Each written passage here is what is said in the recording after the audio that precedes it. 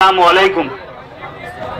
अय अलीगढ़, अय जवा किस्मत दबिस्ताने कोहन, अय के शम्मा फिक्र से ताबिंदा तेरी अंजुमन, तेरे मैखानों में लर्जा है शराबे इल्म फन, हश्र के दिन तक फला फूला रहे तेरा चमन।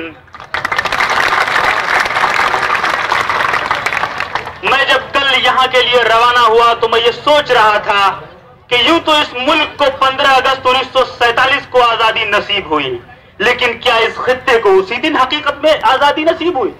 क्या आज हम आजाद मुल्क में रहने के काबिल हैं? क्या आज वो तमाम आराम और आराइश हमें मुयस्सर हैं कि हम खुद को कह सकें कि हम एक आजाद मुल्क के बाशिंदे हैं? और अगर हम आजाद मुल्क के बाशिंदे हैं तो फिर क्या वजह है कि पिछले 64 सालों से हमें तालीम के लिए हिजरत करनी पड़ रही है, हमें माशी तंगी दूर करने के लिए हिजरत करनी पड़ रही है, हमें नौकरियों के लिए हिजरत करनी पड़ रही है?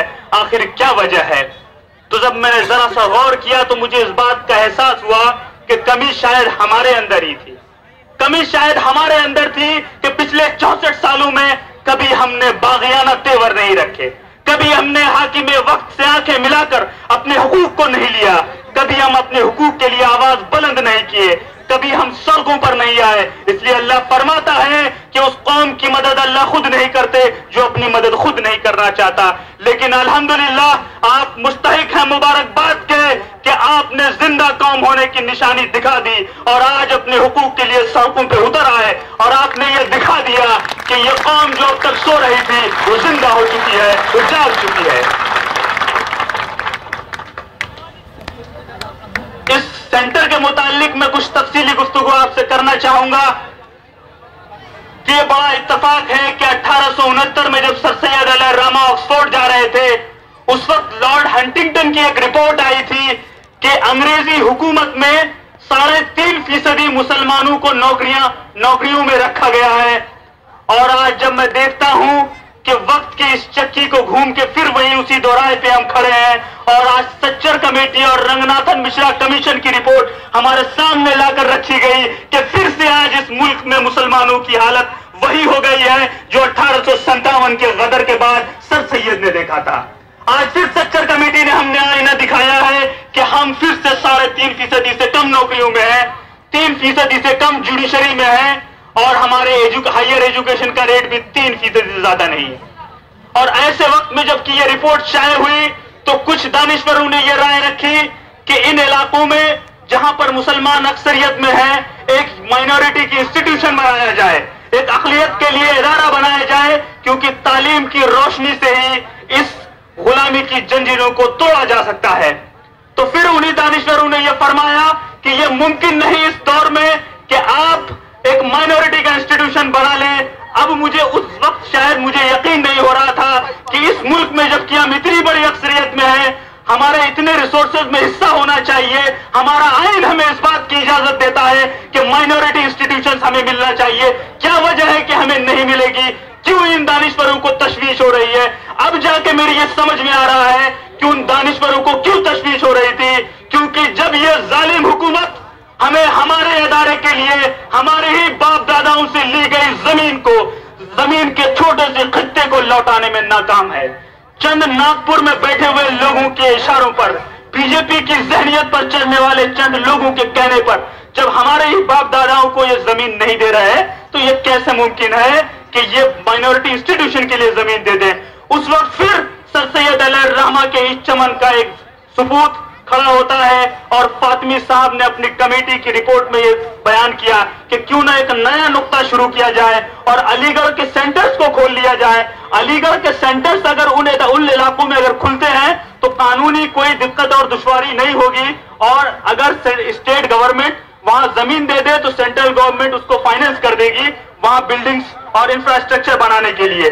यह तजवीज जब हमारे वाइस चांसलर के पास आई तो हमारे वाइस चांसलर ने तकरीबन 16 स्टेट्स को खत लिखा कि हम आपके यहाँ ये इंस्टीट्यूशंस खोलना चाहते हैं। उन 16 स्टेट में 5 स्टेट को आइडेंटिफाई किया, लेकिन आपको जानकर बहुत खुशी होगी कि ज्यादातर स्टेट ने 450 बीघा जमीन देने को तैयार अपने जहन बना लिया और 450 बीघा जमीन देने के लिए तैयार हो गए। लेकिन हमारी जो अलीगढ़ मुस्लिम यूनिवर्सिटी के एकेडमिक काउंसिल में जो रेजोल्यूशन पास है उसकी हद मुतय्यन यह है कि कम से कम 200 बीघा जमीन एक साथ हमें जरूर मिले। तो वाइस चांसलर को जब 250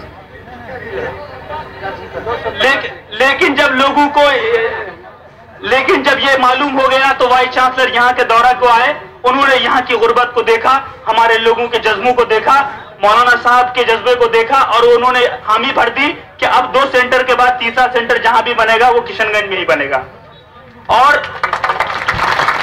लेकिन ये बड़े अफसोस की बात है कि जिस वाइस चांसलर ने इतनी दिलेरी दिखाई और आपके लिए इतना जज्बा दिखाया, हमारे वजीर आला ने उनकी बड़ी पजीराई न करते हुए उनको बहुत रुस्वा किया और अभी तक जमीन देने में नाकाम रही है। और यही वजह है कि आज इतनी बड़ी जमात यहां पर आई है। मैं आपसे बस एक चंद छोटी सी बात कहता चलूं कि आप लोगों का यहां आना ही इस बात की दलील है कि अब हमारे हकूक को हमसे कोई ले नहीं सकता, क्योंकि हमारे हौसले जुल्म सितम से कम नहीं होते, खुदा की जात से मायूस हरगिज हम नहीं होते।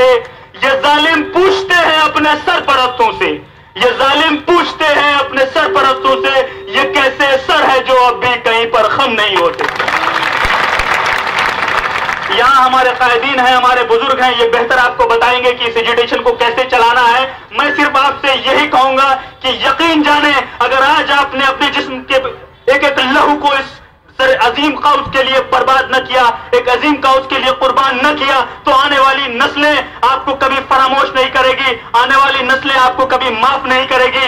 इसीलिए मेरे भाइयों, बुजुर्गों, दोस्तों, ऐसी अजीम क़यादत अल्लाह की तरफ से हमें मिली है। इस क़यादत की पुरजोश आप खुलूस के साथ इस्तकबाल करें और इनके पीछे आखिरी वक्त तक इनके आखिरी कमांड को मानने के लिए तैयार रहें। इंशाअल्लाह हर हाल में जमीन हमें मिलेगी।